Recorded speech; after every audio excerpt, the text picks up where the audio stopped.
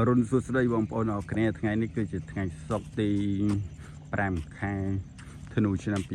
2025នេះគឺជាសួនច្បារថ្មីមុខសាលាខេត្តកោះកុងបងប្អូនអរគ្នាកំពុងតែមានការអភិវឌ្ឍរូបវ័នបុគ្គល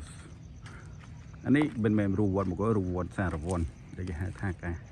អភិវឌ្ឍគេហេដ្ឋារចនាសម្ព័ន្ធនៅដងនៅមាត់សមុទ្រកោះកុងហ្នឹង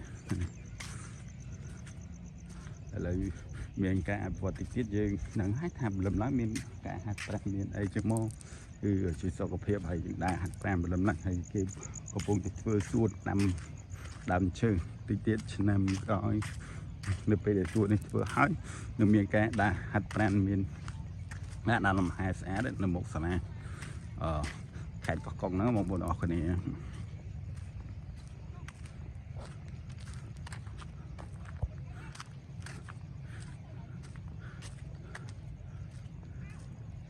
នេះកោះកុងយើងឆ្លងទៅក៏ដល់មន់ច្រកចាំយាមបាក់ខ្លងយើងទៅឆ្លងទៅខាងនោះមានច្រកចាំយាមហើយយើងក្បែរខាងឆ្វេងដៃទៅយើងទៅក៏មានឆ្នេរដែរគេហៅថាឆ្នេរបាក់ខ្លងយើង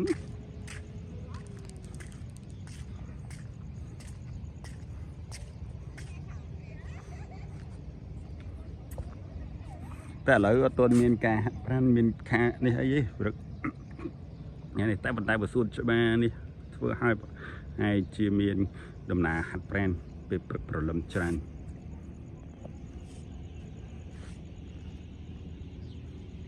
នេះគឺជាពេលព្រឹកព្រលឹមនាខេត្តកោះកុងនៅថ្ងៃទី5ខែធ្នូឆ្នាំ2025ត្រូវជាថ្ងៃសុក្រ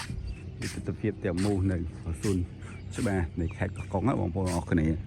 ហើយទំនេរអីលំឡើងអីយើងអាចមកហាត់ប្រាណមកអីបានកុំថា